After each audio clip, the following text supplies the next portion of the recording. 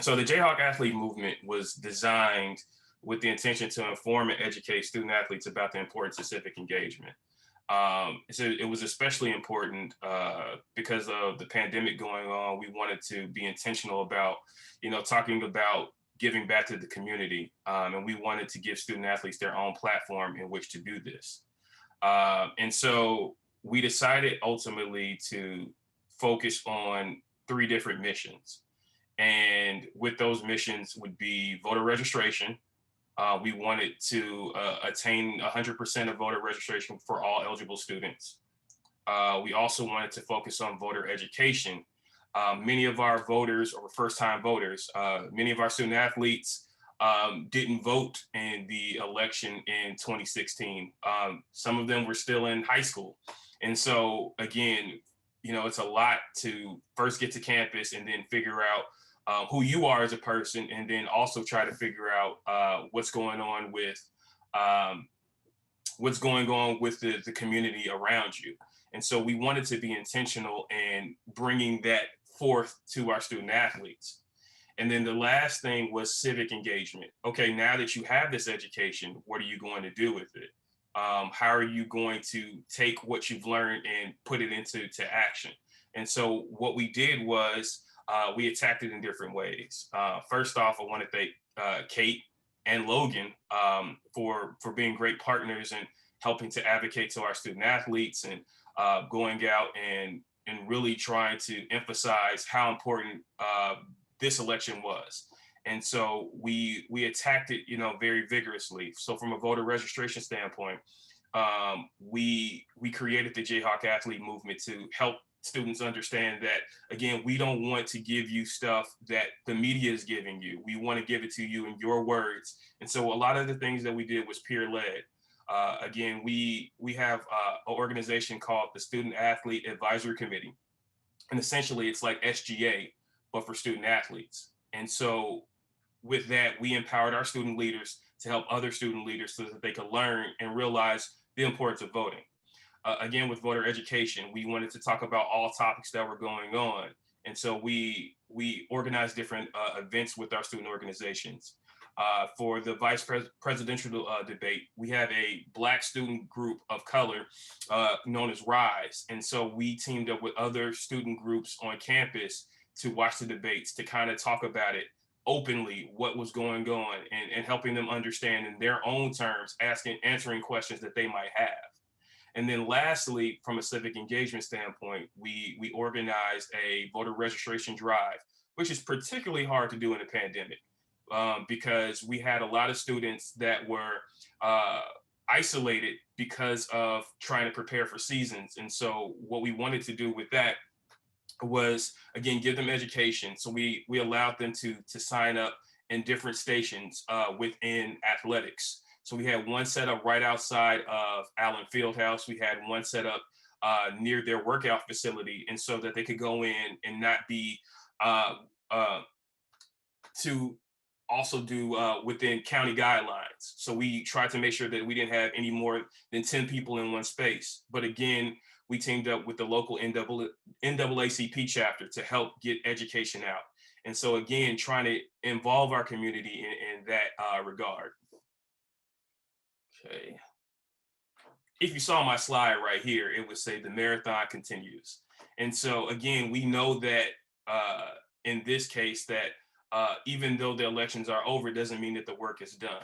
And so we always are continuing to educate our student athletes about using their platform, using their voices, so that they could, not understand that while they're in school for this time period, whether it's 4 years, 6 years, or whatever, that once they leave, that they still have the ability to really affect change. So, and encouraged to do that. And to stay up to date with everything that's going on with our particular Jayhawk athlete movement and our other programming efforts, we encourage you to follow us at KU_leads on Twitter and Instagram. The Jayhawk Student Athlete Movement is exactly what it sounds like. It's a group of student athletes here at KU coming together and deciding collectively that we're not going to stand by and stand idle anymore to what's going on in the outside world. It's easy to just push aside what's going on in the outside world and tell us to just play sports, but at the end of the day, we're human beings and we have feelings, we have thoughts, we have opinions, and our brothers and sisters within the University of Kansas athletic system are hurting. And it's important that we hear those voices and hear those concerns, and not only hear them, but take action towards changing those for the better, for positivity, for unity, and for overall change. Us being the next generation is I think it's kind of exciting at the same time. We've seen all this mistreatment, this social injustice for years and years. We've seen generations pass through it, grow up in it. Unfortunately, we've still grown up in it, and it's still a problem to this day. But moving forward, for our kids, for our younger generations, younger than us, that's something that's really important. We don't want them to be living in a world like this. People need to realize that this is a movement. It's not a moment. And I think that student athletes now are starting to realize the volume of our voices and how big of a change that we can make. And we have a platform and we have to use it. So many people just talk about doing things, but what the Jayhawk athlete movement is us actually doing things. You know, to provide strength in numbers to make our voice louder. For example, the whole student athlete department, we're all getting Black Lives Matter t-shirts. We have patches on our jerseys that we have the creative freedom to create that helps open dialogue, and organizations on campus like RISE helps perpetuate these conversations and to continue to educate people. In the past few weeks since our Black Lives Matter march that we held as a team, the women's basketball program here at KU has been thinking, what's next? Obviously, we can't hold a march every day, and we understand that everyone has responsibilities outside of social justice, but we can't change our identities, and we are affected by this, and so when we need to take action, we've thought of some other things, such as the voter registration drive that we've had. So we're really encouraging and pushing people to vote and get to the polls and be responsible for the change that you want to see here.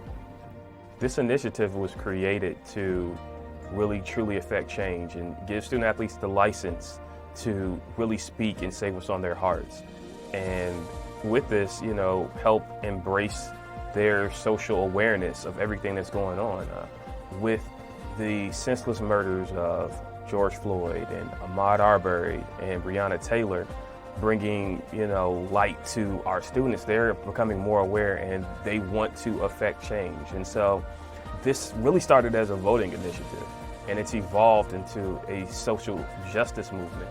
And so it's important to people to understand that this really isn't just a moment. This isn't just different times where we're doing certain things. We're going to continue to work together to educate our student athletes and give them the license to be able to grow and use their voices to really truly affect change. And I'm just thankful that we have students that are really willing to step up and embrace the challenge. Tomorrow's going to be better because of them.